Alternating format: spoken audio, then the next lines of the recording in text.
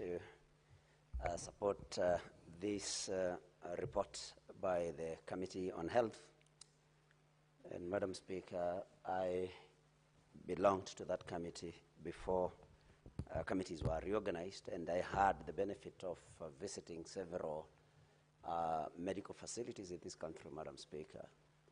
And although the report in question is about Trans Nzoia, West Pokot, and Turkana counties, Madam Speaker, but the problems and challenges that we encounter in these hospitals are almost similar.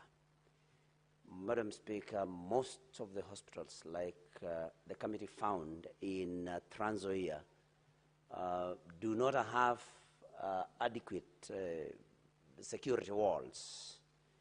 And this is a challenge because, Madam Speaker, especially in the light of the murders that have been happening in Kenyatta National